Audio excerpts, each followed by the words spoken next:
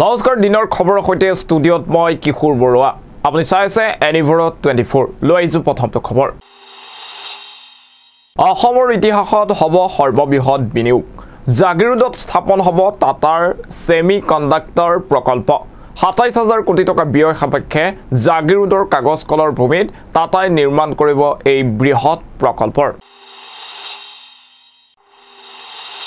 অসমত টাটাৰ বৃহৎ বিনিয়োগ জাগিৰোডত স্থাপন হ'ব টাটাৰ সেমি কণ্ডাক্টৰ প্ৰকল্প কাগজ কলৰ ভূমিত নিৰ্মাণ হ'ব ২৭,০০০ কোটি টকাৰ প্ৰকল্প অসমৰ ইতিহাসত হ'ব সৰ্ববৃহৎ বিনিয়োগ জাগিৰোডত স্থাপন হ'ব টাটাৰ সেমি কণ্ডাক্টৰ প্ৰকল্প ২৭,০০০ কোটি টকা ব্যয় সাপেক্ষে জাগিৰোডৰ কাগজ কলৰ ভূমিত টাটাই নিৰ্মাণ কৰিব এই বৃহৎ প্ৰকল্প কেন্দ্ৰীয় মন্ত্ৰী অশ্বিনী বৈষ্ণৱে কৰিছে এই বৃহৎ ঘোষণা ইতিমধ্যে কেন্দ্ৰীয় কেবিনেটে অনুমোদন জনাইছে এই প্ৰকল্পত এই প্ৰকল্পই সংস্থাপন দিব ৫,০০০ লোকক এই প্ৰকল্পত প্ৰতিদিনে নিৰ্মাণ হ'ব ৪,৮০,০০,০০০ সেমি কণ্ডাক্টৰ অসম চৰকাৰে জাগিৰোডত সাজু কৰা ভূমিত অনাগত ১০০ দিনৰ ভিতৰত আৰম্ভ হ'ব প্ৰকল্পৰ কাম-কাজ এই প্ৰকল্পৰ জৰিয়তে ৫,০০০ লোকে সংস্থাপন লাভ কৰাৰ লগতে পৰোক্ষভাৱে জড়িত হ'ব প্ৰায় ২ লক্ষাধিক লোক কেন্দ্ৰীয় কেবিনেটৰ এই সিদ্ধান্তৰ পিছতে উৎফুল্লিত জাগিৰোডবাসী ৰাইজ কেন্দ্ৰীয় চৰকাৰৰ লগতে অসম চৰকাৰকো ধন্যবাদ জ্ঞাপন কৰিছে জাগিৰোডবাসীয়ে তো আজি আমাৰ পুৰা আনন্দৰ দিন আমি জাগিৰোডবাসী হিচাপে বহুত উৎফুল্লিত হৈ আছো ইয়াৰ মাজত অলপ দুখ লাগিছে ইমান বছৰ এটা উদ্যোগ পেপাৰ মিল বুলি ক'লে বিশ্বতে জনাজাত আছিলে এইটো এটা স্মৃতি হৈ থাকিল ইতিহাস হৈ গ'ল এইটো ইতিহাসৰ খাতা এইটো লিপিবদ্ধ হৈ গ'ল যে পেপাৰ মিল নোহোৱা হ'ল কিন্তু তাৰ মাজত এটা আশা মানে আমি ৰেঙুন দেখা পালোঁ যে টাটাই উদ্যোগ এটা স্থাপন কৰি আছে এইটো সঁচা কথা ক'ব গ'লে বিশেষকৈ মোৰ ফালৰ পৰা মই জাগিৰোডৰ জনপ্ৰিয় বিধায়ক তথা অসম চৰকাৰৰ কেবিনেট মন্ত্ৰী পীয়ুষ হাজৰিকা ডাঙৰক ধন্যবাদ দিম কিয়নো তেওঁ জাগিৰোড সমষ্টিৰ বিধায়ক হৈ জাগিৰোডৰ যিখিনি সমস্যা তেওঁ অনুধাৱন কৰিলে যে আগতে দুটা মিল বন্ধ হৈ গ'ল যেনেকুৱা স্পান মিল আৰু পলিষ্টাৰ মিল বন্ধ হৈ গ'ল এতিয়া তৃতীয়টো মিল উদ্যোগ বন্ধ হৈ গ'ল জনসাধাৰণৰ কিমান দুখ দশা তেওঁহঁতে দেখি পেলাই অনুধাৱন কৰিলে তাৰপিছত তেওঁ এই কথাটো অসম চৰকাৰক জনালে ডক্টৰ হিমন্ত বিশ্ব ডাঙৰীয়া মুখ্যমন্ত্ৰীক জনালে সেই হিচাপে অসমৰ মুখ্যমন্ত্ৰী ডাঙৰীয়া এইটো চেণ্ট্ৰেলত জনালে ভাৰতৰ প্ৰধানমন্ত্ৰী সন্মানীয় মোদী ডাঙৰীয়াৰ লগত আলোচনা মৰ্মে আজি জাগিৰোড পেপাৰ মিলটো আকৌ এটা নতুন ৰূপ লৈছে টাটাৰ জৰিয়তে জাগিৰোডৰ পৰা দীপক কলিতা লংকাত নামঘৰত চুৰে চলালে চাফাই অভিযান লংকাৰ ভালুকমাৰী প্ৰফেচৰ কলনীৰ নামঘৰত চুৰে অভিযান চলাই লুটি নিয়ে কাঁহ পিতলৰ বৰতাল শৰাই বন্তিৰ চাকিগছ সহ নগদ ধন চুৰে নামঘৰত প্ৰৱেশ কৰি পথৰ দুৱাৰৰ তলাৰ ভাঙি প্ৰৱেশ কৰি লুটি নিয়ে নগদ ধন সহ ২৫,০০০ টকাৰ সা সামগ্ৰী লংকাৰ নামঘৰত চুৰে চলালে চাফাই অভিযান লংকাৰ ভালুকমাৰী প্ৰফেচৰ কলনীৰ নামঘৰত চুৰে অভিযান চলাই লুটি নিয়ে কাঁহ পিতলৰ বৰতাল শৰাই বন্তিৰ চাকিসহ নগদ ধন চুৰে নামঘৰৰ প্ৰৱেশ পথৰ দুৱাৰৰ তলা ভাঙি প্ৰৱেশ কৰি লুটি নিয়ে নগদ ধনসহ ২৫,০০০ টকাৰ সা সামগ্ৰী পুৱাই নামঘৰৰ নামঘৰীয়াই চাকি জ্বলাবলৈ আহি প্ৰত্যক্ষ কৰে চুৰিকাণ্ডৰ ঘটনা সন্দৰ্ভত স্থানীয় ৰাইজে অৱগত কৰে আৰক্ষীক লংকাৰ পৰা ভূপেন্দ্ৰ সিং বাবুৰ ৰিপৰ্ট এনিভৰ 24 ডিব্ৰুগড়ত চোৰাং কাঠৰ ৰমৰমীয়া বেহা ডিব্ৰুগড়ত জব্দ কৰা হৈছে চোৰাং কাঠ ডিব্ৰুগড় বন বিভাগৰ দ্বাৰা জব্দ কৰা হৈছে এই চোৰাং কাঠসমূহ ডিব্ৰুগড় ৰজাভেটা গাঁও পঞ্চায়তৰ অধীনৰ গোৱালপত্ৰীৰ পৰা বন বিভাগে অভিযান চলাই জব্দ কৰে কোটি টকীয়া চোৰাং কাঠখিনি ডিব্ৰুগড়ত চোৰাং কাঠৰ ৰমৰমীয়া বেহা ডিব্ৰুগড়ত জব্দ কৰা হৈছে চোৰাং কাঠ ডিব্ৰুগড় বন বিভাগৰ দ্বাৰা জব্দ কৰা হৈছে এই চোৰাং কাঠসমূহ। ডিব্ৰুগড় ৰজাবেটা গাঁও পঞ্চায়তৰ অধীনৰ গোৱালা পত্ৰীৰ পৰা বন বিভাগে জব্দ কৰে এই কোটি টকীয়া চোৰাং কাঠখিনি। বৰ্তমান সময়লৈকে বন বিভাগে আটক কৰিব পৰা নাই উক্ত চোৰাং কাঠৰ সৰবৰাহকাৰীক। হয়, নমস্কাৰ, মই অজিত বৰা। পোনপ্ৰথমতে এনি ভাৰত 24ৰ সকলো দৰ্শকক স্বাগতম জনাইছোঁ। ইতিমধ্যে মই উপস্থিত হৈ আছোঁ ডিব্ৰুগড় ব্ৰহ্মপুত্ৰ নদীখনৰ কাষত। এইখন হ'ল ডিব্ৰুগড় ব্ৰহ্মপুত্ৰ নদী। এই নদীখনত দীৰ্ঘদিনৰ পৰাই নাওতে আনি আছে চোৰাং কাঠৰ একাংশ চোৰাং বেপাৰীয়ে কাঠ। আজি ডিব্ৰুগড়ৰ বন বিভাগে ইতিমধ্যে কুটিৰ ঘৰত কাঠৰ প্ৰথম শ্ৰেণীৰ যিখিনি কাঠ বুলি কোৱা হয় অহলক কাঠ, তেওঁলোকে আজি কুটিৰ ঘৰত তেনেধৰণৰ কাঠ জব্দ কৰিবলৈ আজি সক্ষম হৈছে। ইতিমধ্যে আমি দেখাই আছোঁ যে বন বিভাগৰ যিসকল কৰ্মচাৰী তেওঁলোকে আহি পেলাই ইতিমধ্যে এই কাঠখিনি তেওঁলোকৰ অভিযানত জব্দ কৰিছে আৰু জব্দ কৰি নদীৰ পৰা তেওঁলোকে উদ্ধাৰ কৰিছে। উদ্ধাৰ কৰি পেলাই ইতিমধ্যে ফিল্ডত জমা কৰিছে। এইটো হ'ল ডিব্ৰুগড়ৰ ব্ৰহ্মপুত্ৰ নদীখনৰ কাষত থকা গোৱালাপতি বুলি কোৱা হয়। আৰু এই গোৱালাপতিতে চলি আছে দীৰ্ঘদিনৰ পৰা চোৰাং কাঠৰ বেপাৰ। ইতিমধ্যে ডিব্ৰুগড়ৰ বন বিভাগে যদিও বহুত সময়ত চোৰাং বেপাৰীক আটক কৰিবলৈ সক্ষম হৈছে বা জেল হাজতলৈ প্ৰেৰণ কৰিছে, কিন্তু তথাপিতো ডিব্ৰুগড়ত এতিয়ালৈকে চোৰাং কাঠৰ বেপাৰ বন্ধ কৰিবলৈ সক্ষম হ'ব পৰা নাই ডিব্ৰুগড় বন বিভাগটো। ইতিমধ্যে দেখি আছে যে ডিব্ৰুগড়ত যি অলপ দিনৰ আগতে বা কিছুদিনৰ আগতে ইতিমধ্যে যি মাছক লৈ পেলাই যে এটা বিতৰ্ক হৈ পৰিছিলে, যে যিটো চেঙা মাছ বুলি কয়, চেঙা মাছৰ বিতৰ্কৰ পিছতে চেঙা মাছে কোটি কোটি টকা বাহিৰলৈ চেঙা মাছ নিয়া হৈছিলে ইয়াৰ পৰা ডিব্ৰুগড়ৰ পৰা। ডিব্ৰুগড় বন বিভাগে তেতিয়াও তেওঁলোকক জব্দ কৰিবলৈ সক্ষম হৈছিলে আৰু সেই মাছখিনি পুনৰ তেওঁলোকে নদীত মেলি দিছিলে। কিন্তু আজি ডিব্ৰুগড়ৰ চেঙা মাছৰ পিছতে আজি আকৌ কাঠ আজি ইয়াতে জব্দ কৰিছে।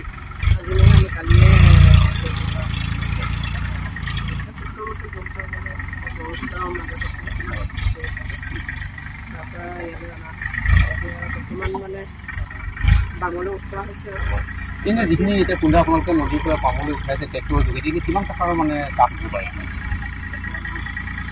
ক'ব নোৱাৰি। এই চোৰাং কাঠৰ লগত যিটো কোন আছে তেনেকৈ গম পাইছে নেকি? নাম তেনেকৈ গম নাপাওঁ। ইনফৰ্মেশ্যনটো কেনেকৈ পালে আপোনালোকে? ইনফৰ্মেশ্যন এই ৰাস্তাত কোনোবাই গৈ আমাৰ লগত যোগাযোগ কৰিলে, তেনেকৈ গম পালে।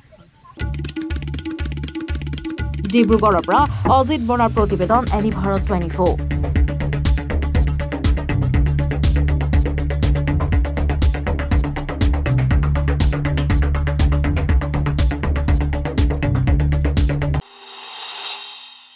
BTR চৰকাৰৰ স্বাস্থ্য বিভাগৰ উন্নয়নৰ ফুপুলাস্বৰূপ বিগত 7টা বছৰ ধৰি বন জংঘলেৰে আৱৰি থকা কোকৰাঝাৰ জিলাৰ বাঙালডোবা উপস্বাস্থ্য কেন্দ্ৰটি দেখাত যেন এটা ভূত বাংলা। চাৰিওফালে লেতেৰা জৰাজীৰ্ণ অৱস্থা, মদৰ বটলেৰে ভৰি পৰিছে স্বাস্থ্য কেন্দ্ৰটো। এই সন্দৰ্ভত আগবঢ়াইছোঁ এক প্ৰতিবেদন। আজি আমি আপোনালোকক দেখুৱাম BTR চৰকাৰৰ স্বাস্থ্য বিভাগৰ উন্নয়নৰ ফুপুলাস্বৰূপ। বিগত 7টা বছৰ ধৰি বন জংঘলেৰে আৱৰি থকা কোকৰাঝাৰ জিলাৰ বাঙালডোবা উপস্বাস্থ্য কেন্দ্ৰৰ দৃশ্য এয়া। দেখাত যেন এটা ভূত বাংলা, চাৰিওফালে লেতেৰা জৰাজীৰ্ণ অৱস্থা, মদৰ বটলেৰে ভৰা এইখন কেইবা বছৰ আগতে BTR চৰকাৰৰ ৰাজকোষৰ ধন ব্যয় কৰি নিৰ্মাণ কৰি উলিওৱা উপস্বাস্থ্য কেন্দ্ৰ। কিন্তু দুৰ্ভাগ্যৰ বিষয় যে আজিলৈকে ব্যৱহাৰ নহল উপস্বাস্থ্য কেন্দ্ৰটো।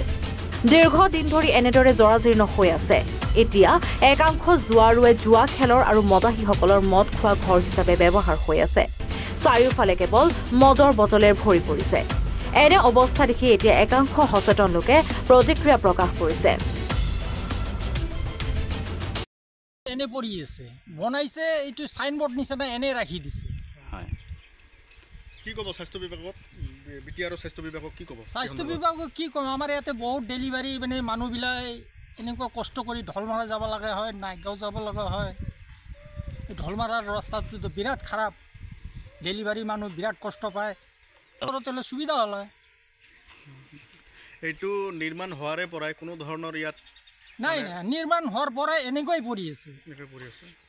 আজিলৈকে কোনো ধৰণৰ ইয়াত ব্যৱস্থা গ্ৰহণ নাই, কৰা নাই। কোনো বাইদেউ অহা নাই, কোনো ছাৰো অহা নাই। স্বাস্থ্য বিভাগত এইটোৱেই অনুৰোধ, আমাৰ কোকৰাঝাৰ BTITৰ EM ছাৰ মানে প্ৰমোদ বড়ো, এইটো আপত্তি কৰোঁ, বস্তুটো যাতে ৰানিং কৰি দিয়ে, আমাৰ সুবিধা হয় পাব্লিকৰ কাৰণে। আৰু নাই ইয়াতে কিয় নাই? জনামতে এইটো আনুমানিক 6-7 বছৰ হ'ল এনেকুৱা হয় বস্তুখন পৰি আছে। আমি জনামতে বহুত ইয়াৰ আগতে আমি জনাইছিলোঁ যে আমাৰ ইয়াতে যে সাব চেণ্টাৰটো হৈছে তো আমি চৰকাৰৰ ফালৰ পৰা কিবা এটা কৰি দিলে ভাল আছিল একো হোৱা নাই বৰ্তমান কেনেধৰণে অৱস্থাত আছে এই এতিয়া অহা নচৰা অৱস্থাতে আছে বস্তুটোৱে আপোনালোকে চাব ভিতৰত একদম গৰু ছাগলী সোমাই কিনে আমি এটাই বিচাৰোঁ আমাৰ বাঙালদবা জনসাধাৰণৰ স্বাৰ্থত যিহেতু আমাৰ ইয়াতে এনেকুৱা ধৰণৰ সাব চেণ্টাৰ নাই তো আমাৰ যদি এনেকুৱা বাঙালদবা ওচৰত যদি সাব চেণ্টাৰ আছে যাবলগীয়া হ'লে আমাৰ ঢলমাৰাত যাব লাগে বহুত অসুবিধা হয় তো এইটো আমি এতিয়া চৰকাৰৰ প্ৰতি আপোনালোকৰ চেনেলৰ জৰিয়তে এইটোৱে অনুৰোধ জনাম যে আমাৰ BTCৰ স্বাস্থ্য বিভাগৰ মন্ত্ৰী অৰূপ কুমাৰ দে যাতে ইয়াৰ প্ৰতি লক্ষ্য ৰাখি অতি সোনকালে যাতে আমাক বস্তুখিনি অলপ এৰি কৰি দিয়ে এইটো আমি দাবী জনাওঁ আচলতে বাইদেউ আহে না নাই বাইদেউ আহে না নাই নাহে ইয়াতে কোনো নাহে কোনো বাইদেউ চাইদেউ নাই আপোনালোকৰ প্ৰসূতি বা ডেলিভাৰী পেচেণ্টসকল ক'ত যায় আচলতে এইটো আমাৰ নাইগাঁও যায় আৰু ঢলমাৰা যায় ইয়াৰ পৰা দূৰ হয় দূৰ হয় আচলতে কিমান দূৰ হয় ইয়াৰ পৰা আপোনাৰ ঢলমাৰা হ'লে আমাৰ 9 কিলোমিটাৰ এনেকাই হয় 7-8-9 কিলোমিটাৰ হ'ব ইয়াৰ পৰা মানে যাব লগা হয় যাব লগা হয় আৰু বহুত অসুবিধাও হয় ৰাস্তাও বেয়া আছে ঢলমাৰা আচলতে কিমান দিন ধৰি এনেকুৱা জৰাজীৰ্ণ হৈ অৱস্থাত পৰি আছে ধৰক আমি জনামতে 6-7 বছৰ হ'ব এনেকুৱা হৈ আছে আজিলৈকে কোনো ধৰণৰ ইয়াত ডক্টৰ বাইদেউ অহা নাই এনে বনাই থৈ দিছে এতিয়া কোন থাকে এইখন ঘৰত কোন থাকে এতিয়া নাথাকে এনে পৰি আছে এনে গৰু ছাগলী থাকে এতিয়া ক'ব গ'লে ইয়াতে ইয়াৰ আচলতে পৰিচালনা সমিতি আছেনে নাই জনামতেতো আছে পৰিচালনা থাকিব লাগেতো আচলতে যদি পৰিচালনা সমিতি আছে তেতিয়াহ'লে পৰিচালনা সমিতিয়ে কোনো ধৰণৰ ব্যৱস্থা গ্ৰহণ নকৰাৰ কাৰণটো কি আচলতে ইয়াৰ কাৰণটো কি হ'ব এইটোতো আমি সঠিকভাৱে নাজানো কিন্তু কিবা কাৰণ থাকিব লাগে ইয়াৰ পৰা নহ'লে এনেকুৱা ইমান এটা ভাল এটা বস্তু হোৱাৰ কাৰণে সত্ত্বেও বস্তুখিনি কোনো কাৰ্যকৰী নহ'ল কিবা নহয় কিবা আছে আচলতে ইয়াৰ আগত আপোনালোকে কোকৰাঝাৰ জিলাৰ যিজন জইণ্ট ডাইৰেক্টৰ বুলি কয় আচলতে তেখেতসকলক অৱগত কৰিছিল নে নাই এইটো আমি 3 মাহ আগতে আমি আমাৰ গাঁওবুঢ়া আছিল তেওঁৰ জৰিয়তে আমি জনাইছিলোঁ আমাৰ ইয়াতে আশা বাইদেউসকল আছিল সিহঁতকো আমি জনাইছিলোঁ সিহঁতক জনোৱা বুলি কৈছে আমাক আচলতে কোনো ধৰণৰ সুফল পোৱা নাই আমি সুফল পোৱা নাই এতিয়া কি বিচাৰে আচলতে কি বিচাৰে এতিয়া আমি ৰাইজৰ ৰাইজৰ কাৰণে আমি হৈছে যাতে বস্তুটো যাতে আমি আমাৰ কাৰণে হয় যাতে এইটো আমি বিচাৰোঁ মানে চৰকাৰৰ ফালৰ পৰা এইটো আপোনালোকৰ চাপৰৰ পৰা নুৰ জামালৰ প্ৰতিবেদন এনি ভাৰত 24 আৰু এইখিনিতে সময় হৈছে দিনৰ খবৰত চমু বাণিজ্যিক বিৰতিৰ নমস্কাৰ মই কমলিকা কাশ্যপ প্ৰথমেই মই এনি ভাৰত 24ৰ প্ৰত্যেকগৰাকী কৰ্মকৰ্তালৈ শুভেচ্ছা জনাইছোঁ যে এনি ভাৰত 24 শীঘ্ৰে ছেটেলাইট চেনেল হ'বলৈ গৈ আছে আৰু তাৰ লগতে মই এইটোৱে জনাব বিচাৰিম যে এনি ভাৰত 24ৰে আৰু আগবাঢ়ি যাওক ভাল কাম কৰি যাওক আৰু সৎ পথত কাম কৰি যাওক সেইটো ধন্যবাদ দিব বিচাৰিম অভিনন্দন আপোনাৰ এজনী ছোৱালী জন্ম হৈছে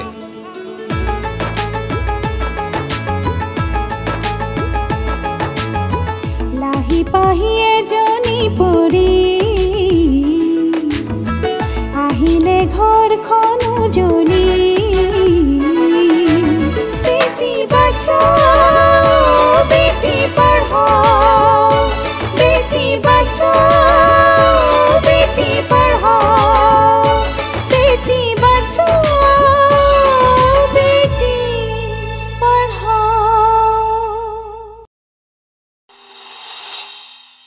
বিৰতিৰ পাছত পুনৰ স্বাগতম জনাইছোঁ আপুনি চাই আছে দিনৰ খবৰ বাইহাটা উৰণ সেতু দুৰ্ঘটনাৰ 5 অভিযুক্তক গ্ৰেপ্তাৰ ধৃত সুবোধ কুমাৰ সুমন ইব্ৰাহিম আলী ধৰ্মেন্দ্ৰ জোনাক ডেকা অমল অৰ্জুন আটাইকেইজনক ন্যায়িক জিম্মালৈ প্ৰেৰণ কৰা হৈছে আৰক্ষীয়ে নিজাববীয়া গোচৰ ৰুজু কৰিছিল নিৰ্মীয়মান উৰণ সেতুৰ স্লেব খহি মৃত্যু হৈছিল এজন লোকৰ আৰু তাৰ পাছতে আৰক্ষীয়ে 5জনকৈ লোকক গ্ৰেপ্তাৰ কৰিবলৈ সক্ষম হৈছে বাইহাটাৰ নিৰ্মীয়মান উৰণ সেতুৰ যি ঘটনা সংঘটিত হৈছিল তাৰ লগত জড়িত 5জনকৈ লোকক গ্ৰেপ্তাৰ কৰা হৈছে ধৃত সুবোধ কুমাৰ সুমন ইব্ৰাহিম আলী ধৰ্মেন্দ্ৰ জোনাক ডেকা অমল অৰ্জুন আটাইকেইজনক ন্যায়িক জিম্মালৈ প্ৰেৰণ কৰা হৈছে আৰু আৰক্ষীয়ে নিজাববীয়াকৈ ৰুজু কৰিছিল গোচৰ নিৰ্মীয়মান উৰণ সেতুৰ স্লেব খহি মৃত্যু তিনিচুকীয়া জিলাৰ ফিলবাৰীত সংঘটিত হৈছে এক চাঞ্চল্যকৰ ঘটনা অভিযোগ অনুসৰি দুখীয়া তথা নিৰক্ষৰ সাধাৰণ কৃষকক পাৱাৰ টিলাৰ দিয়াৰ নামত কৃষি বিষয়াৰ নাম লৈ এটা দুষ্ট চক্ৰই লুটিলে ধন এই সন্দৰ্ভত আগবঢ়াইছো এক প্ৰতিবেদন তিনিচুকীয়া জিলাৰ ফিলবাৰীত সংঘটিত হৈছে চাঞ্চল্যকৰ ঘটনা অভিযোগ অনুসৰি দুখীয়া তথা নিৰক্ষৰ সাধাৰণ কৃষকক পাৱাৰ টিলাৰ দিয়াৰ নামত কৃষি বিষয়াৰ নাম লৈ এটা চক্ৰই লুটিলে ধন। এখন মটৰচাইকেলত অহা ভুৱা কৃষি বিষয়াই ফিলোবাৰী অঞ্চলৰ ডুমডুমাৰ নগাঁৱৰ আলবিষ্ণু লগুন নামৰ এগৰাকী সহজ সৰল তথা সাধাৰণ খেতিয়কক কৃষি কাৰ্যালয়ৰ পৰা পাৱাৰ টিলাৰ দিয়াৰ সপোন দেখুৱাই দৰিদ্ৰ কৃষকৰ পৰা 10,000 টকা লুণ্ঠন কৰে। ইফালে দৰিদ্ৰ কৃষকক লুণ্ঠন চলোৱা চক্ৰটোৱে অসম চৰকাৰৰ কৃষি বিভাগৰ ষ্টীল ষ্টেম্প থকা ৰচিদো দৰিদ্ৰ খেতিয়কজনক প্ৰদান কৰে। এনে ঘটনা ফিলোবাৰীত এয়াই প্ৰথম নহয়। ইয়াৰ পূৰ্বেও সহজ সৰল তথা দৰিদ্ৰ খেতিয়কক নিৰক্ষৰতাৰ সুযোগ লৈ লুণ্ঠন চলাই থকাৰ অভিযোগ একাংশৰ।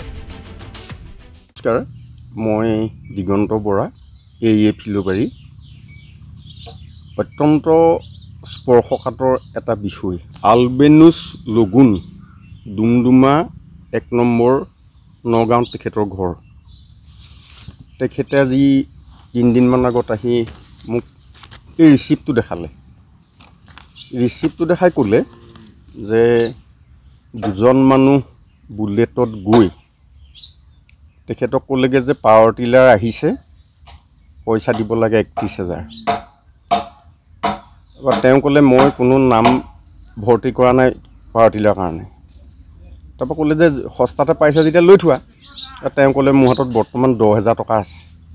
টকা 10,000 মানুহকেইজনে লৈ আহিলে আৰু 8011709807 এই নাম্বাৰটোও দিলে। সেই মানুহ দুজনৰ ফোন নাম্বাৰটো, দুজনৰ ভিতৰৰ এজনৰ। আৰু ফোনটো মানে সেই মুহূৰ্তত বাজিলে আৰু যেতিয়া মানুহকেইজন গুচি আহিলে পিছত আৰু তেওঁ ট্ৰাই কৰিলত ফোনটো নাপালে। আৰু কৈ থৈ আহিলে লগতে যে ফিলোবাৰী স্থিত যিটো এগ্ৰিকালচাৰ ফাৰ্ম অফিচ আছে তাৰ পৰা পাৱাৰ টিলাৰখন সংগ্ৰহ কৰোঁ। যেতিয়া তেওঁলোক আহিলে মই অলপ হতভম্ব হ'লোঁ, কাৰণ এনেধৰণৰ 31,000 পোৱা পাৱাৰ টিলাৰ কোনো বৰ্তমানলৈকে আমাৰ ৰাজ্য চৰকাৰৰ নাই বুলি মই জানো। এনেধৰণৰ কথাৰ পৰা ৰাইজে যাতে আঁতৰি থাকে, এনে ভিত্তিহীন কথা বতৰাৰ পৰা মই তাৰ কাৰণে ৰাইজক সংবাদ মাধ্যমৰ যোগেদি অনুৰোধ জনাম। নমস্কাৰ। সেইটো হয় যে আমাৰ মানে কৃষি অফিচৰ পৰা আহিছোঁ বুলি কয়। মানে যোৱা বছৰৰ কথা হয়, আমাৰ 3 নং টঙানীহীন গাঁৱত মানে বুলেটত আহিছিলে 2জন মানুহ। এওঁলোকে ক'লে যে আপোনালোকৰ এগ্ৰিকালচাৰৰ ফালৰ পৰা মানে ট্ৰেক্টৰ দিয়া হ'ব, পাৱাৰ টিলাৰ ট্ৰেক্টৰ। তো আপোনালোকৰ মানে একদম কম ৰেটত দিয়া হ'ব, অফিচৰ পৰা মানে আপোনালোকে চেলেক্ট কৰা হৈছে। তো আমাৰ গাঁৱৰ পৰা মানে এটা সাৰদানন্দ কেমত বুলি আৰু এটা দেৱাৰু পৰ্যা বুলি, সিহঁতৰ ঘৰৰ পৰা মানে সিহঁতি 10,000-15,000 টকা এনে এডভান্স দিব লাগে বুলি আপোনালোকৰ নামত মই সিলেক্ট কৰি দিছোঁ। আপোনালোকৰ অফিচত মতা হ'ব, আপোনালোকৰ নম্বৰ দিছোঁ। সিহঁতি নম্বৰো দিয়ে, কিন্তু সেই নম্বৰটো আকৌ বেক কল কৰিলে কলটো নালাগে। মানে এনেকুৱা কৰি মানে সিহঁতি পইচা কাঢ়ি লৈ যায় আমাৰ ৰাইজৰ গাঁৱৰ পৰা। তো সেইটো গতিকে মানে আমাৰ এইটো কি মানে সেইটো আমি প্ৰশাসনক কওঁ যে সেইবিলাকৰ বস্তুটোক মানে ধৰিব লাগে। এনেকুৱা আমি সেইটোৱে কয় মানে আমাৰ বক্তব্য। এই ক্ষেত্ৰত সকলো কৃষকক সজাগ হ'বলৈ ফিলোবাৰী কৃষি সম্প্ৰসাৰণ সহায়ক কাৰ্যালয়ৰ কামৰূপ জিলাৰ হাজো শুৱালকুছি সমষ্টিৰ অন্তৰ্গত বৃহত্তৰ ৰামদিয়া কৃষিৰ প্ৰধানত অঞ্চলটোৰ কৃষক ৰাইজ গোপালকসকলে চৰকাৰ তথা সংশ্লিষ্ট বিভাগ কৰ্তৃপক্ষৰ বিৰুদ্ধে তীব্ৰ ক্ষোভ তথা অসন্তুষ্টি প্ৰকাশ কৰিছে। বিগত বছৰ ধৰি এফালৰ পৰা তাজপাতৰ দৰে খহি গৈছে ৰামদিয়া পশু চিকিৎসালয় উপস্বাস্থ্য কেন্দ্ৰটোৰ গৃহ। নাই ডক্টৰ, নাই ভাল টিনপাতৰ ঘৰ, নাই চকীদাৰ, নাই উপযুক্ত চিকিৎসা সেৱা। তাক লৈ এতিয়া ক্ষোভিত হৈ পৰিছে স্থানীয় জনতা। কামৰূপ জিলাৰ হাজো শুৱালকুছি সমষ্টিৰ অন্তৰ্গত বৃহত্তৰ ৰামদিয়া কৃষি প্ৰধান অঞ্চলটোৰ কৃষক ৰাইজ গোপালকসকলে চৰকাৰ তথা সংশ্লিষ্ট বিভাগীয় কৰ্তৃপক্ষলৈ তীব্ৰ ক্ষোভ অসন্তুষ্টি। বিগত বছৰ ধৰি এফালৰ পৰা তাজ পাতৰ দৰে জহি খহি গৈছে ৰামদিয়াৰ পশু চিকিৎসালয় উপস্বাস্থ্য কেন্দ্ৰটোৰ গৃহ। নাই ডক্টৰ, নাই ভাল টিনপাতৰ ঘৰ, নাই চকীদাৰ, নাই উপযুক্ত চিকিৎসা সেৱা। ইয়াকে লৈ বছৰ ধৰি ৰামদিয়া অঞ্চলটোৰ কৃষক ৰাইজ গোপালকসকলে বিভিন্ন সময়ত সন্মুখীন হৈ আহিছে বিভিন্ন ধৰণৰ সমস্যাৰ। যি এজন তৃতীয় বৰ্গৰ কৰ্মৰত কৰ্মী নিয়োজিত হৈ আছে উপকেন্দ্ৰটোৰ সৈতে, তেওঁকো সময়ত নোপোৱাৰ অভিযোগ স্থানীয় ৰাইজৰ। এতিয়া উপকেন্দ্ৰটোৰ গৃহটো নতুনকৈ মেৰামতি কৰি দিবলৈ অনুৰোধ স্থানীয় ৰাইজৰ সংশ্লিষ্ট বিভাগক বাৰম্বাৰ অনুৰোধ জনোৱাৰ পাছতো কোনো ধৰণৰ গুৰুত্ব নিদিয়াৰ অভিযোগ উত্থাপন হৈছে ৰামদিয়াৰ এখন পশু চিকিৎসালয়ৰ উপকেন্দ্ৰত ইয়াৰ পিছতো যদি চৰকাৰ তথা স্থানীয় বিধায়িকাই কোনো ধৰণৰ গুৰুত্ব নিদিয়ে তেতিয়াহ'লে ৰাইজে নিজৰ গাঁঠিৰ ধনেৰে উপকেন্দ্ৰটোৰ গৃহ নিৰ্মাণ কৰিবলৈ সাজু কিয়নো বৃহত্তৰ ৰামদিয়া অঞ্চলত 4খনকৈ গ্ৰেজিং ৰিজাৰ্ভত গোপালকসকলে শ গৰু ছাগলীসমূহ ৰাখিছে তেনে সময়তে পশুধনৰ উন্নত চিকিৎসা সেৱাৰ পৰা বঞ্চিত হৈ থাকিবলগীয়াত এইসকল ৰাইজ এতিয়া চিন্তিত হৈ পৰিছে একেবাৰে ভাকো ভাওনাই চলি আছে ইয়াত একোৱেই নাই টিং নাই হেৰি নাই ইয়াত থাকিব কোনে খোজ কৰে জাগা নাই হাগাৰ জাগা নাই মানুহ এটা কৰ্মচাৰী নাই কিন্তু চাওক ইয়াত ডক্টৰ আহি ক'ত বহিব জাগা থাকিলেহে বহিব ইয়াত জাগাই নাই বহাৰ কাৰণে টিং নাই হেৰি নাই চকীদাৰ ক'ত বহিব আৰু যেখানটি ইয়াত ভেকেণ্ট আছে সেই ভেকেণ্টটো সেহেঁতি পূৰা কৰিব লাগে চৰকাৰে আৰু অতি সোনকালে যদি কামটো কৰে কৰক নকৰিলে আমাৰ ৰাইজৰ সহায়ৰ যোগেৰে আমি কামটো কৰিম এই দৰ্শকসকলক মই অনুৰোধ কৰিছোঁ ৰাজনীতিক নেতাসকলক মই অনুৰোধ কৰিছোঁ যে আপোনালোকে এবাৰ চাওক আমাৰ MLA বিলাক MP বিলাকে চাওক যে আমাৰ কি অৱস্থা হৈ আছে এই ভেটেনাৰীখনৰ এই গেজিং ৰিজাৰ্ভত আছে এইখন ভেটেনাৰী কোন ঠাইত হৈ আছে বৰলিমাৰা মৌজা এইটো একচুৱেলি আমাৰতো ৰামদিয়া অসম বিখ্যাত গাখীৰৰ বাবে ইয়াত পশুধন মানে বিশেষকৈ এক শ্ৰেণী মানুহে পশুধনৰ ওপৰতে নিৰ্ভৰ কৰে গতিকে আজি এই যিখন মানে ইয়াত ভেটেনাৰী যিটো সাব চেণ্টাৰ আছে লগতে 4খন ডাঙৰ মানে গ্ৰেজিং ৰিজাৰ্ভ আছে এই গ্ৰেজিং ৰিজাৰ্ভত গৰুবিলাক আছে গতিকে আজি এই সাব চেণ্টাৰটোৰ অৱস্থা এনেকুৱা আৰু য'ত নেকি তাৰমানে ইয়াত মানুহে গৰু ছাগলী আনি কোনো চিকিৎসা কৰিব নোৱাৰে চিকিৎসাৰ ব্যৱস্থা নাই ইয়াত থকা বা ঔষধ ৰখাৰ ব্যৱস্থা নাই গতিকে এইবিলাক মানে এটা ভেকো ভাওনা কৰি আছে গভৰ্ণমেণ্টে মানে তাতকে এই চেণ্টাৰটো থাকাত চাই নাথাকিলে এনেও আমি মানে হাজত লৈ যাওঁ ইয়াতে যিহেতুকে এইগিলা ব্যৱস্থা নাই হাজত চিকিৎসাৰ কাৰণে লৈ যাওঁ গতিকে এইটো চেণ্টাৰ যদি থাকে হয়তো ভালকে কৰিব লাগে আৰু গভৰ্ণমেণ্টে আজি দেখা পাইছোঁ প্ৰায় 10-12 বছৰ এনেকেই আছে 10-12 বছৰ নহয় আজি 15 বছৰমান হ'ল কিজানি এনেকেই আছে গতিকে এইবিলাক যদি ভাল নকৰে আমি ৰাইজে একবাৰ চেষ্টা কৰি চাম ৰাইজে পইচা তুলি হ'লেও মানে ঘৰ বান্ধি দিম যদি ইয়াতে যদি মানে গৰু ছাগলী ভালকে চিকিৎসা কৰে এইবিলাক কৃত্ৰিম গো প্ৰজননৰ কাৰণে এইবিলাক মানে সুবিধা ৰাখিছে কিন্তু ইয়াত কৃত্ৰিম গো প্ৰজননৰ কোনো মানে কৰা দেখাই নাই মই ডেইলি আপ ডাউন কৰোঁ আৰু এটা মানে মোৰ কথা কি ইয়াতে আধা ঘণ্টা বা 1 ঘণ্টা সময় হ'লেও মানে সাৰ্ভিস দিলি ভাল হয় যে তাৰমানে যে 9টাৰ পৰা 10টাক লাগি ইয়াতে সাৰ্ভিস দিয়ে তেতিয়াহ'লে মানুহবিলাকে 9টা 10টাৰ ভিতৰত খোলা থাকে বুলি ফেলে ইয়াত গৰু ছাগলী বা বিভিন্ন ধৰণৰ মানে পশুধন চিকিৎসাৰ কাৰণে আহিব পাৰিব সেই টাইমটোত গতিকে এটা নিৰ্দিষ্ট টাইম হ'ব লাগে মানে কি ডক্টৰ নাহি আছে ডক্টৰ আহে হয়তো আহি ফেলে মানে টাইম নাই কোনবা সময়ত আহে কোনবা সময়ত নাহে আহি হয়তো বেছি সময় নাথাকে আৰু বহুতে মই কোৱা দেখা পাওঁ মই যদি অহাদি আপ ডাউন কৰোঁ পথাৰতে থাকোঁ মই গৰু ছাগলী হেৰিত গতিকে চবে কয় যে হস্পিটেলত আহিছিলোঁ চাওঁচোন আমিতো আৰু ফোন কৰি মাতিব নোৱাৰোঁ ফোন নাই মোৰ গতিকে ফোন কৰি মাতিব নোৱাৰোঁ পইচা দিব নোৱাৰোঁ গতিকে আমি গৰু ছাগলীবিলাক কেনেকৈ চিকিৎসা কৰিম মই বোলে হাজক লৈ যা মই তেতিয়া হাজক নিবৰ কাৰণে কওঁ গতিকে এনেকুৱা এটা ভেকো ভাওনা আজিৰ যুগত মানে চৰকাৰে ইমান ধুনীয়া কথাগিলাখান কয় টিভি মোবাইলত দেখিবলৈ পাওঁ গোটেই উন্নয়নৰ কথা কয় কিন্তু আজি এই ৰামদিয়া পশুধনত নাম্বাৰ 1 মানে এখন মানে মৌজা ডাঙৰ মৌজা ৰামদিয়াৰ গাখীৰ বুলি কওঁতে বিখ্যাত সেনেকুৱা জাগাত এটা মানে ভাল সাব চেণ্টাৰ নাই এনেকুৱা অৱস্থা গোটেই অসমবাসী চাই ল'লে বৰ ভাল কথা হ'ব অতি লজ্জাজনক কথা আচলতে এনেকুৱা আৰু যদি চৰকাৰে যদি সোনকালে ব্যৱস্থা কৰে কৰক নকৰিলে এনে ভেকো ভাওনাতে ৰাখিলা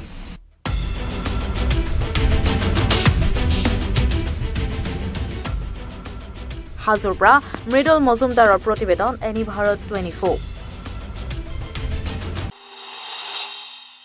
পবিতৰা অভয়াৰণ্যত একাংশ দুষ্ট চক্ৰই ৰাতিৰ আন্ধাৰৰ সুযোগ লৈ পবিতৰা অভয়াৰণ্যৰ জলাশয়সমূহত মৎস্য চিকাৰ কৰি আহিছে পবিতৰা বন বিষয়া কাৰ্যালয়ৰ গাতে লাগি থকা সাধুক বিলত ৰাতিৰ আন্ধাৰৰ সুযোগ লৈ এডল চোৰাং মৎস্য চিকাৰীয়ে মৎস্য চিকাৰ কৰি থকা সময়তে 8জন চোৰাং মৎস্য চিকাৰীক আটক কৰে পবিতৰা বন বিষয়াৰ নেতৃত্বত যোৱা এটি টহলদাৰী দলে পবিতৰা অভয়াৰণ্যত একাংশ দুষ্ট চক্ৰই ৰাতিৰ আন্ধাৰৰ সুযোগ লৈ পবিতৰা অভয়াৰণ্যৰ জলাশয়সমূহত কৰিছে মৎস্য চিকাৰ পবিতৰা বন বিষয়া কাৰ্যালয়ৰ গাতে লাগি থকা সাধুক বিলত ৰাতিৰ আন্ধাৰৰ সুযোগ লৈ এদল চোৰাং মৎস্য চিকাৰীয়ে মৎস্য চিকাৰ কৰি থকাৰ সময়তে 8জন চোৰাং মৎস্য চিকাৰীক আটক কৰে পবিতৰা বন বিষয়াৰ নেতৃত্বত যোৱা এটা তহলদাৰী দলে। আটকাধীন লোককেইজন ক্ৰমে আব্দুল কাছেম, আজিমুদ্দিন মহম্মদ, মাস্তানা শফিকুল, ইলিয়াছ হুছেইন, মাইনুল ইছলাম, সুকিল আহমেদ, আৰফান আলী বুলি জানিব পৰা গৈছে। পূৰ্বৰে পৰাই এইসকলে ৰাতিৰ আন্ধাৰৰ সুযোগ লৈ পবিতৰা অভয়াৰণ্যৰ ভিতৰ চৰাত এনেধৰণৰ দুষ্কাৰ্য সংঘটিত কৰাৰ গুৰুতৰ অভিযোগ উত্থাপিত হৈ আহিছে আৰু আটাইকে ইতিমধ্যে মৰিগাঁও জেল হাজতলৈ প্ৰেৰণ কৰা হৈছে।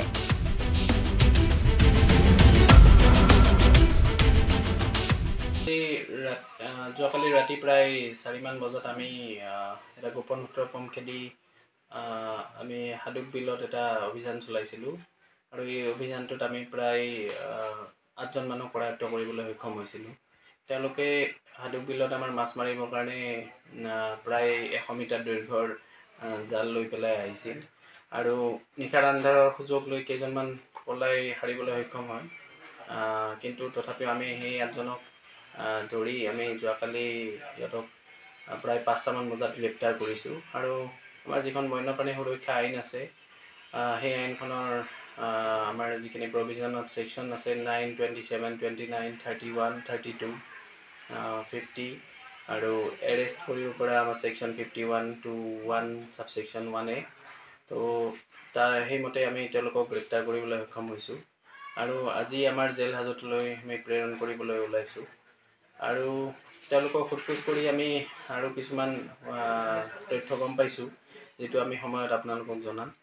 আৰু এইটো এটা আচলমতে এটা বহুদিনৰ এটা অভিযান, এটা আমি তেনেকুৱা এটা খবৰ এটা পাই আছিলোঁ যে যিকেইজন অভিযুক্ত আছিল তেওঁলোকে বহুদিনৰ পৰাই কাৰ্যকলাপ মাজে মাজে কৰি থাকিবলৈ এটেম্প্ট লৈ আছিলে, কিন্তু বহু ক্ষেত্ৰত হয়তো বিফল হৈছিল। কিন্তু সেইদিনা যেতিয়া তেওঁলোকে পানীত থাকোঁতে আমি পানীৰ পৰাই তেওঁলোকক কৰায়ত্ব কৰিবলৈ সক্ষম হওঁ।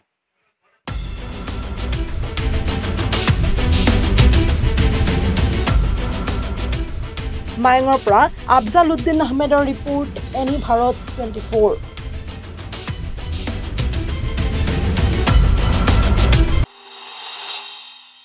নিৰ্বাচনৰ পূৰ্বে পুনৰ চিলিণ্ডাৰৰ মূল্য বৃদ্ধি। মাৰ্চৰ পহিলা দিনটোতে বৃদ্ধি পালে চিলিণ্ডাৰৰ মূল্য। 25.50 টকাকৈ বৃদ্ধি বাণিজ্যিক চিলিণ্ডাৰৰ দাম। আজিৰ পৰা কাৰ্যকৰী হ'ব এই বৰ্ধিত মূল্য। 19 কেজি ওজনৰ বাণিজ্যিক চিলিণ্ডাৰৰ দাম বৃদ্ধি কৰা হৈছে। ধাৰাবাহিকভাৱে দ্বিতীয়টো মাহতো বৃদ্ধি পালে চিলিণ্ডাৰৰ মূল্য। নমস্কাৰ, এনি ভাৰত 24 চাই থকাৰ বাবে ধন্যবাদ। আৰু এই মুহূৰ্তত পুনৰ এটা খবৰ লৈ আহিছোঁ। লোকসভা নিৰ্বাচনৰ পূৰ্বে ৰাজ্যত বৃদ্ধি পালে চিলিণ্ডাৰৰ মূল্য আৰু মাৰ্চ মাহৰ আজি প্ৰথম দিনটোতেই বাণিজ্যিক চিলিণ্ডাৰৰ মূল্য বৃদ্ধি পালে 25 টকা 50 পইচাকৈ বৃদ্ধি পাইছে বাণিজ্যিক চিলিণ্ডাৰৰ মূল্য। 19 কেজি চিলিণ্ডাৰৰ মূল্য আচলতে বৃদ্ধি পাইছে। এই মুহূৰ্তত সবিশেষ জনাই আছোঁ। মাৰ্চ মাহৰ প্ৰথমটো দিনতেই কাৰ্যকাৰী হৈছে, আজিৰে পৰা কাৰ্যকাৰী হৈছে এই বৰ্ধিত মূল্য। কিন্তু সমান্তৰালভাৱে ক'ব লাগিব যে আগষ্ট মাহৰ পৰা কিন্তু ঘৰুৱা চিলিণ্ডাৰৰ মূল্য বৃদ্ধি পোৱা নাই, কিন্তু ধাৰাবাহিকভাৱে বৃদ্ধি পাইছে বাণিজ্যিক চিলিণ্ডাৰৰ মূল্য। আৰু ইতিমধ্যে যিসমূহ সৰু বৰ ব্যৱসায়ী আছে, ব্যৱসায়ীসকলৰ ওপৰত মাধমাৰ পৰিছে, কিয়নো বাণিজ্যিক চিলিণ্ডাৰৰ মূল্য বৃদ্ধি পাইছে 25 টকা 50 পইচাকৈ বৃদ্ধি পাইছে বাণিজ্যিক চিলিণ্ডাৰৰ মূল্য। নতুন নিৰিখ অনুসৰি দিল্লীত 1795 টকাকৈ বৃদ্ধি পাইছে বাণিজ্যিক চিলিণ্ডাৰৰ মূল্য আৰু কলকাতাত বৃদ্ধি পাইছে 1911 টকাকৈ। এই মুহূৰ্তত জনাই আছোঁ সবিশেষ লোকসভা নিৰ্বাচনৰ পূৰ্বে ৰাজ্যবাসীৰ বাবে আচলতে বেয়া খবৰ, কিয়নো পুনৰ বৃদ্ধি পাইছে বাণিজ্যিক চিলিণ্ডাৰৰ মূল্য। আজিৰে পৰা মাৰ্চ মাহৰ প্ৰথমটো দিনৰ পৰা কাৰ্যকাৰী হ'ব এই বৰ্ধিত মূল্য। সৰু বৰ ব্যৱসায়িক যিসমূহ ব্যৱসায়ীৰ লগত চিলিণ্ডাৰ ব্যৱসায়ীৰ লগত জড়িত আছে তেওঁলোকৰ বাবে আচলতে তেওঁলোকৰ ওপৰত মাধমাৰ পৰিছে, কিয়নো বৃদ্ধি পাইছে বৰ্ধিত মূল্য। নতুন নিৰিখৰি কেৱল অসমতে নহয়, নতুন নিৰিখৰি অনুসৰি কলকাতাত বাণিজ্যিক চিলিণ্ডাৰৰ মূল্য হৈছে 1911 টকা আৰু সমান্তৰালভাৱে দিল্লীতো বাণিজ্যিক চিলিণ্ডাৰৰ মূল্য হৈছে 1795 টকাকৈ। এই মুহূৰ্তত সবিশেষ জনাইছোঁ বাণিজ্যিক চিলিণ্ডাৰৰ মূল্য বৃদ্ধি পাইছে 25 টকা 50 পইচাকৈ বৃদ্ধি পাইছে বাণিজ্যিক চিলিণ্ডাৰৰ মূল্য। আৰু এতিয়া চিন্তিত হৈ পৰিছে ব্যৱসায়ীসকল। এই মুহূৰ্তত সবিশেষ জনাই আছোঁ।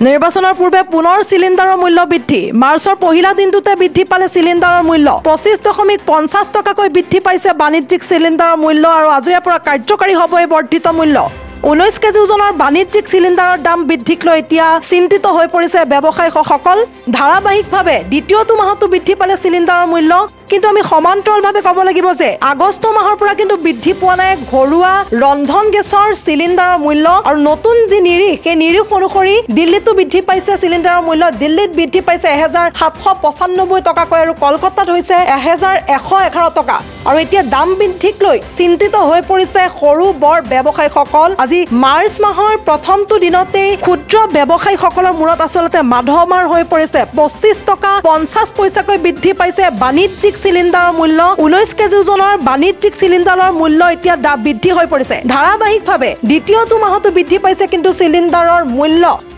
আসলতে সৰু বৰ যিসমূহ ক্ষুদ্ৰ ব্যৱসায়ী আছে সেই ব্যৱসায়ীসকলৰ মূৰত মাধমাৰ হৈ পৰিছে 25 টকা 50 টকাকৈ বৃদ্ধি পাবলৈ লৈছে বাণিজ্যিক চিলিণ্ডাৰৰ মূল্য আৰু ধাৰাবাহিকভাৱে দ্বিতীয়টো মাহতো বৃদ্ধি পাইছে চিলিণ্ডাৰৰ মূল্য নিৰ্বাচনৰ লোকসভা নিৰ্বাচনৰ পূৰ্বে চিলিণ্ডাৰৰ মূল্য বৃদ্ধিক লৈ এতিয়া শংকিত হৈ পৰিছে আসলতে চিন্তিত হৈ পৰিছে